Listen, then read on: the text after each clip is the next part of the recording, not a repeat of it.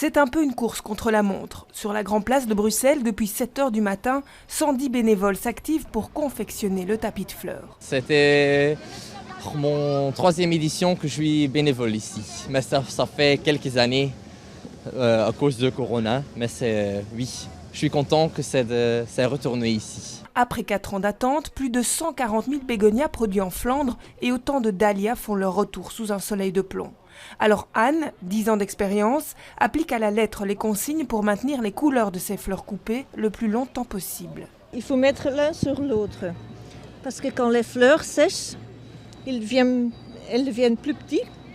Et pour ne pas voir ce qui est dessous, on met l'un sur l'autre comme ça. Et on suit aussi à la lettre le patron qui célèbre cette année les 50 ans de l'événement. Pour l'occasion, le directeur technique s'est associé à une jeune graphiste mexicaine très expérimentée dans cet art, avec une mission, réinterpréter le premier tapis réalisé en 1971. On a gardé l'esprit arabesque d'origine et à partir de là, on a travaillé avec des fleurs et des matériaux inexistants à l'époque, mais en appliquant de nouvelles techniques pour améliorer cet art éphémère. Et pour que la magie opère encore jusqu'au 15 août, quelques plantes ornementales en pot, comme ces chrysanthèmes et des arbustes aux feuilles persistantes ont fait leur apparition.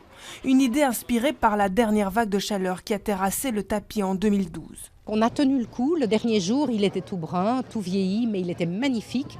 Et les fleurs devenaient comme du papier et s'envolaient un petit peu. Donc c'est assez spécial, mais je veux dire, il y a des écorces cette année qui sont teintes dans des couleurs vives et qui vont garder un peu de couleur. Le public a 4 jours pour découvrir cette œuvre d'art éphémère. Et pour en avoir une vision panoramique, le balcon de l'hôtel de ville est accessible au public de 10 à 22 heures. Accès payant à 7 € et gratuit pour les enfants de moins de 10 ans.